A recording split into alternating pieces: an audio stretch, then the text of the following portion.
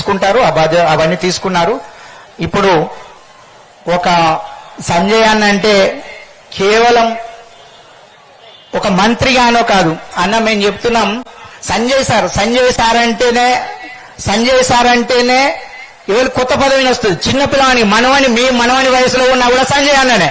సంజయ్ అన్న అంటే సంజయ్ అన్ననే అంతే. కాబట్టి సంజయ్ అన్న అంటే అన్నకు ఒక బ్రాండ్ అంబాసిడర్. మీరు మా పిల్లల్ని ఆశీర్వదిస్తూ మాట్లాడాల్సిందిగా ఆహ్వానిస్తారు. అక్కడ భారత్ మాతాకి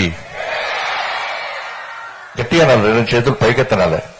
ఢిల్లీలో మోడీ గారికి ఏమనాలి కదా, భారత్ మాతాకి, భారత్ మాతాకి. అందరికీ నమస్కారం. ఈ సైకిళ్ల పంపిణీ కార్యక్రమంలో వేదిక పడినటువంటి గౌరవ పెద్దలు, శాసన మండలి సభ్యులు శ్రీ మల్గా కుమరయ్య గారు, గౌరవ జిల్లా కలెక్టర్ గారు, గౌరవ సిపి గారు, గౌరవ అడిషనల్ కలెక్టర్ గారు, గౌరవ కమిషనర్ గారు, మాజీ మేయర్ శ్రీ సునీల్రావు గారు, శ్రీ డి శంకర్ గారు, మాజీ శాసనసభ్యులు మా అక్క శోభక్క గారు, ఆర్డీఓ గారు, మాజీ డిప్యూటీ మేయర్ గుగిల రమేష్ గారు, డిఓ గారు, అదేవిధంగా మా జిల్లా అధ్యక్షులు గోపి గారు, కృష్ణారెడ్డి గారు, వేదిక ఇతర పెద్దలు, విద్యార్థులు, పాత్రికేయ మిత్రులందరూ కూడా హృదయపూర్వక నమస్కారాలు.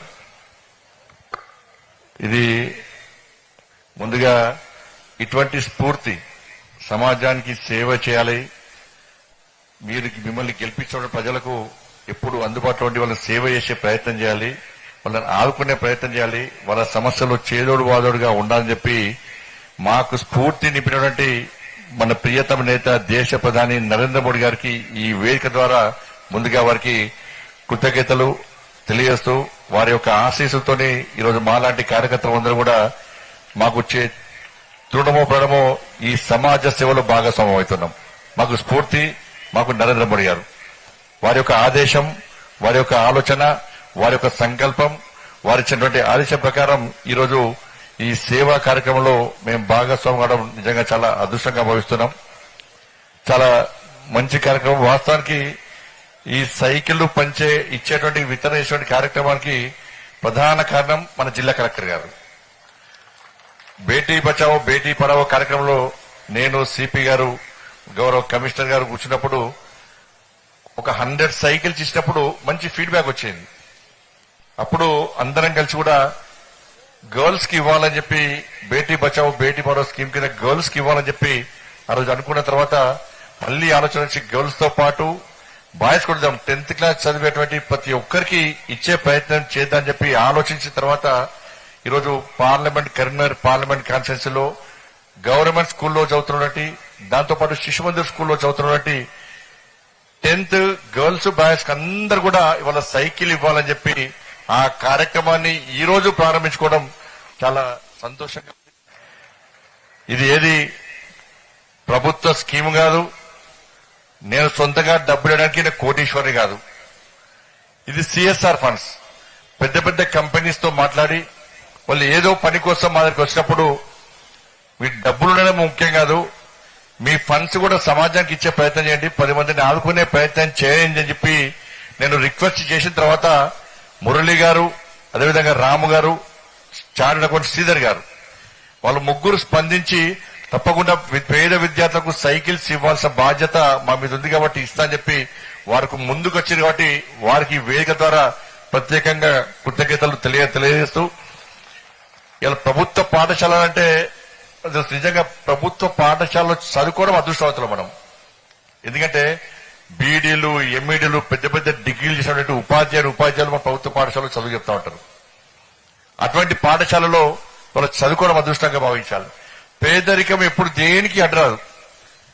ఇవాళ మీ తల్లిదండ్రులు ఏ విధంగా మిమ్మల్ని చదివించడానికి, మిమ్మల్ని పోషించడానికి ఏ విధంగా ఇబ్బంది పడుతుందో ఆ ఇబ్బంది నుంచి వచ్చిన వాడే మీ పండించండి. నేను కూడా అదే ఇబ్బందులు పడ్డాన్ని. నాది కూడా పేదరిక కుటుంబమే. మా తల్లిదండ్రులు కూడా మాకు భోజనం పెట్టడానికి, చదివించడానికి, మమ్మల్ని పోషించడానికి అనేక ఇబ్బందులు పడ్డ విషయం నాకు గుర్తొచ్చి మీ దగ్గర నుంచి వచ్చిన వ్యక్తిని కాబట్టి, మీలాగా కష్టపడ్డ వ్యక్తిని కాబట్టి, మీలాగా పేదరికం నుంచి వచ్చినటువంటి వ్యక్తిని కాబట్టి వాళ్ళ పేదల బాధలేంది, పేద విద్యార్థుల కష్టాలేంది తెలుసుకోబట్టే ఈరోజు ఆదుకునే ప్రయత్నం వీళ్ళు చేస్తా ఉన్నాను.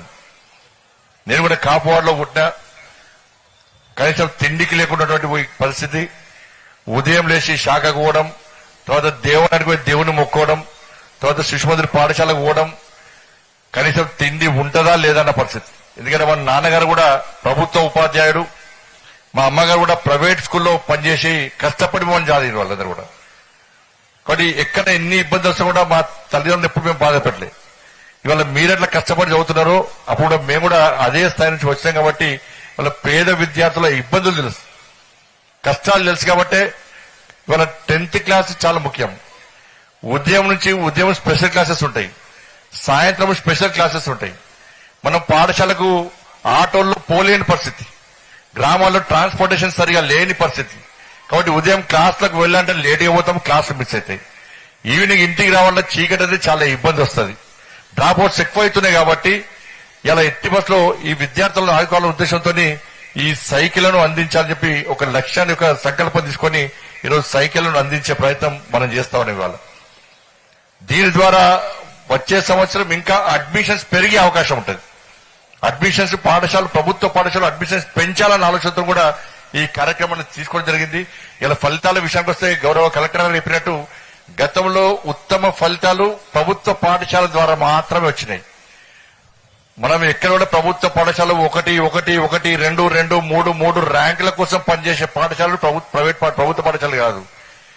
ప్రభుత్వ పాఠశాలలో చదువుకున్న విద్యార్థుల యొక్క చదువు సమాజానికి అందించాలి, దేశానికి ఉపయోగపడాలని చెప్పి ఒక లక్ష్యంతో ఒక ఆదర్శంగా